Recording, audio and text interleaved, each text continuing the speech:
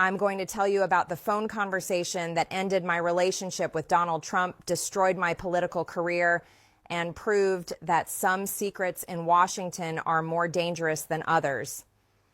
This conversation happened in September 2025, after I promised Jeffrey Epstein's victims that I would help identify their abusers. And everyone in my congressional office heard every word of it.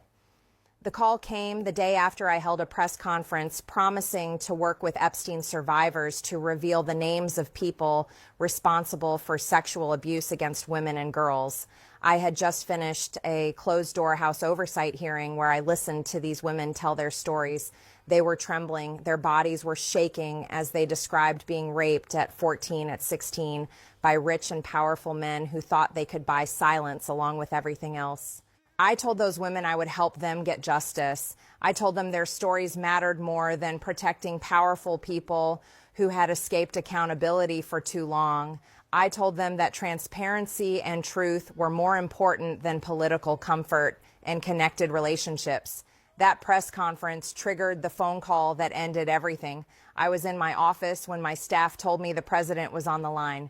I put the call on speakerphone, as I usually did for official conversations.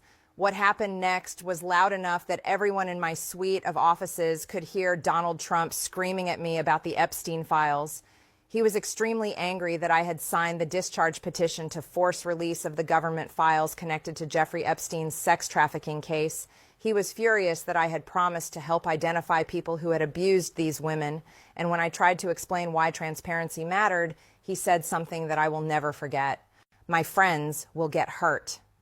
That's what the President of the United States told me when I asked him to support victims of sexual trafficking, not this will compromise ongoing investigations, not this will damage national security, not this will interfere with justice. He said his friends would get hurt. I was so shocked by that response that I asked him to clarify what he meant. I told him about the women I had just met, how they had been raped as children, how they had spent decades waiting for someone in power to care about their suffering more than they cared about protecting their abusers.